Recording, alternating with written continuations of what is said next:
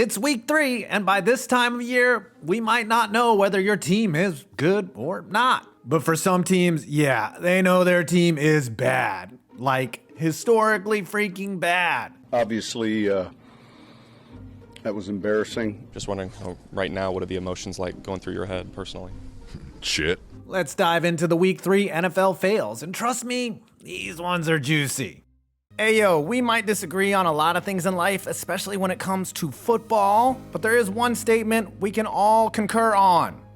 Cancer. That's why Manscaped has teamed up with the Testicular Cancer Society to help spread awareness. Listen, 1 man every hour, every day is diagnosed with testicular cancer, and that's too many. Manscaped doesn't just want to trim balls, they want to save balls. So for a limited time, the special edition TCS Lawnmower 4.0 is back. This trimmer features skin-safe technology with ceramic blades designed to reduce nicks and cuts, has 90 minutes of use from a full charge, and has a light so you can fully inspect your boys down there. Plus, Manscaped will be donating an additional $25,000 to the Testicular Cancer Society. You can't beat that. There's only 15,000 of these left, and once they are gone, they are gone. So after this video, head on over to manscaped.com/5-points for 20% off the TCS trimmer and free shipping. You can also go to manscaped.com/TCS or donate yourself at testicularcancer.org. Again, go to manscaped.com/5-points for 20% off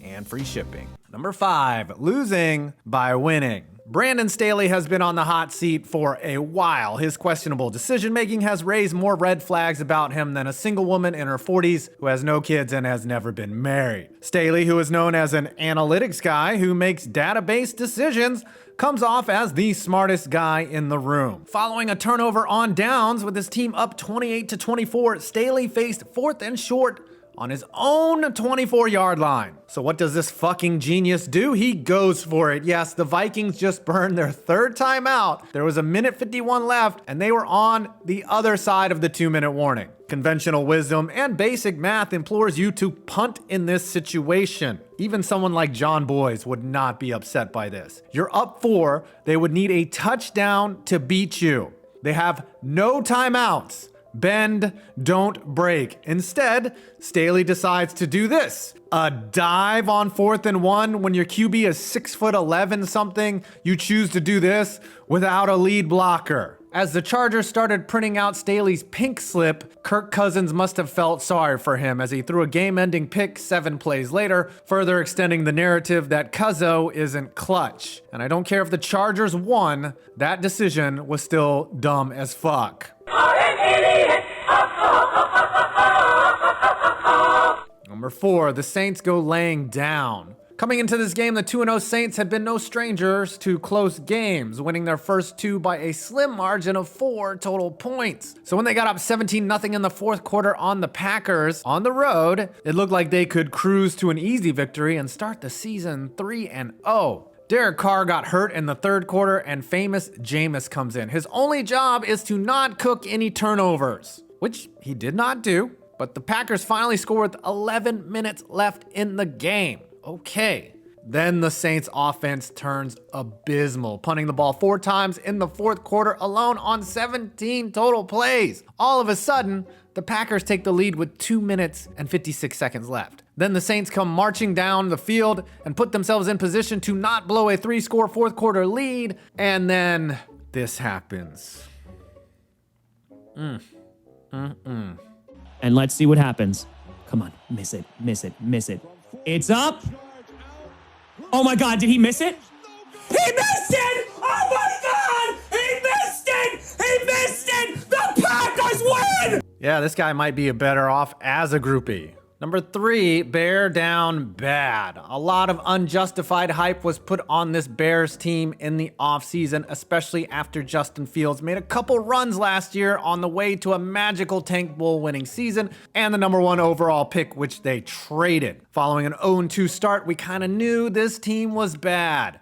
but not this bad. Kansas City proceeded to mow fields down like the Lawnmower 4.0 and absolutely humiliate this Bears team, which really wasn't able to address a lot of the problems they had last year in the offseason. Just like Travis Kelce, the Chiefs scored in every way possible on the way to a humiliating 41-10 win, and that score isn't even as close as it sounds. Number 2, are we still dem boys? Oh boy, Cowboys fans, you really cannot escape this week of failure. You talked a lot of shit, deposited your 3-0 start into your bank account as if it were a cashier's check, and took to social media to start flexing on everyone. Too bad they actually had to play a game on Sunday. I guess this Cardinal team, who many believe to be tanking, didn't get the memo about them tanking. They jumped out to a 21-10 lead, and many thought they would just lay down in the second half, myself included. Nope, and more nope. Joshua Dobbs was brilliant, Dak was ass,